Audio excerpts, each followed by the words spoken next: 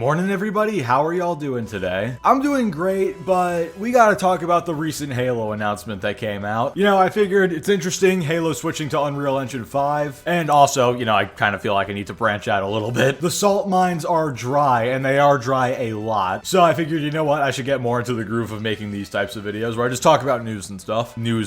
Wow, I am truly a professional. But anyway, in case you have been living under a rock for the last 24 hours, or, if you have better things to do than just keep up with the latest gaming news, which, understandable. The Halo YouTube channel just released a video yesterday explaining that going forward, their future Halo projects will be on Unreal Engine 5. And honestly, I have some thoughts because I feel like this is at the same time a good thing, a bad thing, and we'll also have to see. But before we talk about the Unreal Engine 5 potential, we gotta talk about the fact that 343 is renaming to Halo Studios, which, depending on how you look at it, could either be just like a little thing they're doing to show like, oh, we're not 343 anymore. Don't associate us with the guys who completely effed up the Halo games. We've changed now. Or you could see it as a massive middle finger. You could see it as them like default dancing on you, being like, Lamau, now we're fully integrated into Halo completely. We are never going anywhere. Suck it. Personally, I choose to view it from the first perspective, that hopefully this is like officially a revival of Halo, and that they got all their effing around and finding out done with Infinite, and now they're like actually gonna lock in, but I mean, who knows? I know everybody in the comments on the video has been throwing the quote around, but I feel like I have to say it. The new name suits you, but you cannot hide from that mark. Nothing ever will. People don't forget so easily. Well, I guess maybe if the people are Gen Alpha, then they will, because, TikTok brain. But whatever, people aren't just gonna forget what happened. You can't just change the name of your studio and call it a day. You actually have to show results as well, which we shall see if they do. Also, one last little point I just want to make.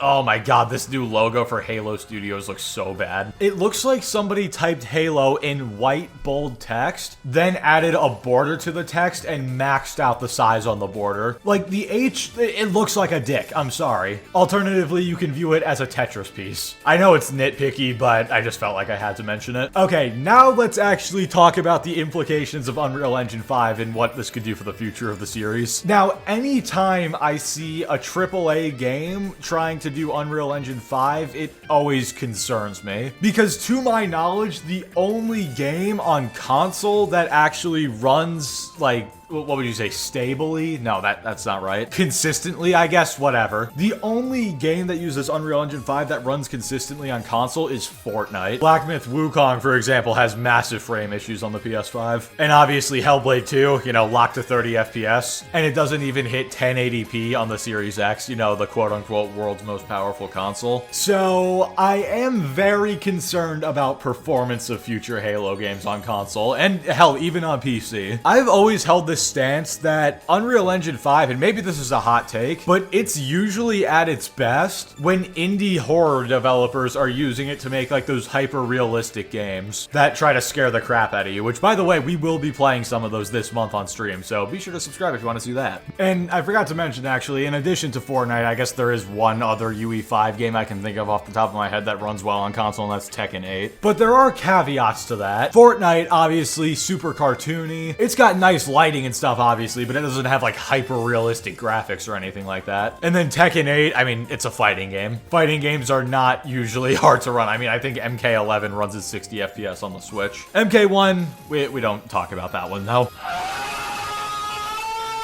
But yeah, I'm definitely interested to see how a first-person shooter in Unreal Engine 5 is gonna run, especially on the Series S. Dear Lord, that poor thing. It's gonna be working overtime, and so are the devs probably. But performance isn't the only negative I see. I also just really like Slipspace, which, if you didn't know, is what Halo Infinite runs on currently. I think it's a great engine. Sure, the graphics may not be the best, especially when it comes to shadows, but the game feels great to play, and that's always been the best thing about Infinite. The problem was that there was never much to play within it, because it took them several months, if not years, to get off their asses and start actually adding things to the game besides what was in the beta, which is the main reason why I titled this video Unreal Engine 5 alone won't save Halo. Like, let's say it does run perfectly fine on the Series X and S. Super high-end graphics are cool, especially if they do like a Combat Evolved remake or something. That would be awesome. And honestly, the fact that some of their renders show the Flood and Master Chief in his original armor lead me to believe that they might be hinting at that, especially since that's the idea idea that's been going around recently that there might be a Combat Evolved remake at some point. But yeah, new lighting, new textures, hyper-realistic environments, all of that is great. And hell, I'm sure the game will even play great. I'm sure it'll feel great because 343 has never had a problem with making their games feel great to play. The issue is, and funny enough, they actually talked about this in the video, how great the Halo stories are. They actually need to make a full, complete campaign, I would say, because Infinite was not complete. There were still many questions left unanswered, and there was supposed to be a DLC for it. And I thought what we had in Infinite was good, but it just needed a little bit more. And then they also have to get on the multiplayer, actually make it what it's supposed to be. We can't have another Infinite situation where there's no separate playlists or anything like that. All the modes need to be there day one. They each need to have their own playlists. Get rid of disbanding lobbies. Make sure lobbies stay together between games. When you're in the main menu loading into a game, make sure that the entire lobby can talk to each other, enemies and friendlies. Stop trying to do this like super protective safe space bullcrap. The mute button is there for people who can't handle it. And that's just like basic stuff. I could keep going on about all the other stuff that needs to come back. And I wasn't even there when the original Halo games were out, and I still know about this. Point being, an engine isn't gonna fix all those issues. They actually have to implement them themselves. But that involves competence, so we'll see what happens. But this whole engine switch isn't entirely negative. There are some positives. I was talking to Delta about this. The biggest one is that since Unreal Engine is much more popular than, you know, Slipspace, which I think has only been used for Halo Infinite and nothing else, they can bring in a lot of devs from outside 343, not just from the Xbox Game Studios, but from like Epic Games, for example. Don't forget, Epic made the original Gears of War games. I know it's obviously been several years since then, and a lot of those people are probably gone, but you get the point. There's a lot of opportunity for third parties to come in and help out. At the same time, though, relying off of third parties would not be the best idea. And I think in the video, they even said they're looking for a bunch of new people to work at, well, I almost said 343 Halo Studios. So hopefully if they do like contract third parties or whatever, it's just for some extra help and they can do most of it by themselves. Because if their own staff can't make a game properly and have to rely on third parties for it, then that's a problem. And I think that's pretty much all I wanted to say. There's a lot of potential good that could come out of this, and there's a lot of potential bad. We'll just have to see what ends up happening. And hopefully, like I said before, this is 343's way of hitting the reset button, because if they screw up Halo 7, I think people will forever lose hope in the franchise. So all I'm asking is Halo Studios, 343, whoever you are, please don't let us down. But yeah, anyway, that's gonna do it for this video. I actually enjoyed this new type of content, or new style, I guess, for my channel. And if you guys like it as well, then I'll definitely continue doing it. I guess I say new, I've done it before, but I want to make it a more consistent thing. So yeah, thank you all so much for watching. Like the video if you liked it, dislike it if you didn't like it, subscribe if you want to see more. Join us every Friday night, 9 p.m. Eastern for Salt streams, and hopefully join us tomorrow night for an Uno stream with Minx and Gara. Hopefully, you know, hurricanes kind of suck. Stay safe if you're in Florida, by the way, and I will catch you all next time.